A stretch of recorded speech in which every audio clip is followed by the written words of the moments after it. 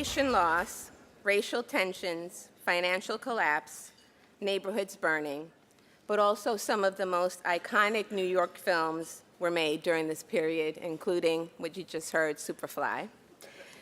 The Nixon administration would cut off spending on new public housing development and begin to provide Section 8 rental subsidies instead. CHPC shifted its focus onto the critical need to save the city's rental housing stock, now threatened on many fronts.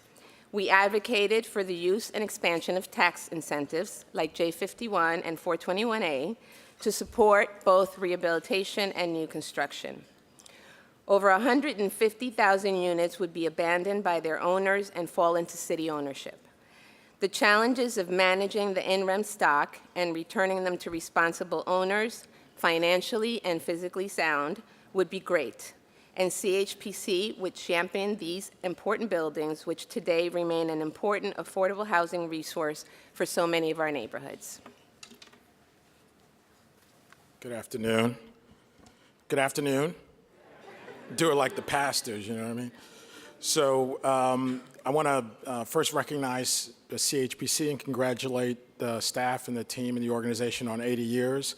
I always tell Geraldine, I never cared as much about policy as I do now, and that's largely because of the work of CHPC and her enthusiasm and Sarah's and everybody else's. So I want to just recognize them and congratulate them on 80 years.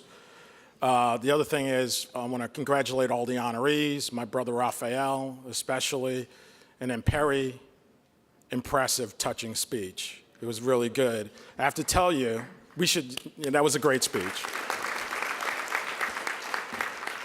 I saw Perry upstairs about an hour ago outside the bathroom rehearsing, and I was a little worried, Perry. I didn't want to tell you that. It was like a Luca Brasi moment, you know what I mean? But you came through.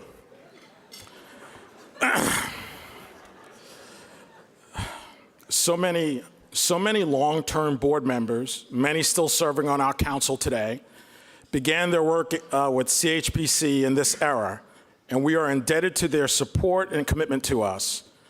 A young Marvin Marcus, yes, Geraldine, Marvin used to be young, began working at CHPC at the tail end of 1969.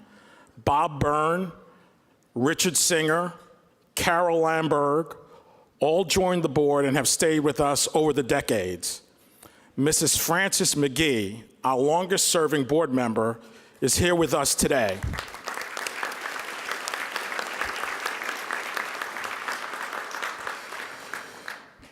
And she continues to inspire our staff and value our work. We have former executive directors with us today as well. Willa Appel, smart and brave and fearless, tackles some of the city's most challenging issues. Frank Bocconi, whose cutting-edge analysis set the standard for housing research. And Joe Rose, who put us at the center of every heated debate and went on to become the chair of the City Planning Commission. Next is Mark. Mark, don't read your name before your part like you were doing backstage. How many times? Recently, we have lost a few of CHPC's valued board members. Long-serving CHPC board member Dan Nelson, who would take on multiple roles in government, overseeing the management of 60,000 Mitchell-Lama units, and leading the New York City Education Construction Fund, pioneering the construction of schools and housing, never stopped being a passionate advocate for housing, working families, and CHPC. Robert Seavey, an affordable housing pioneer, had a long and varied career as a lawyer, real estate developer, and public servant. Bob built thousands of low-income affordable housing units across the city and was an early leader in the rejuvenation of Harlem. He was a long-serving board member and also served as our board chair. And Dan and Bob were longtime friends ever since they met in law school. One of the things that makes CHPC so special is that their sons are with us today and continue to be involved with CHPC. We are so grateful to them and their families for letting us remember their amazing fathers.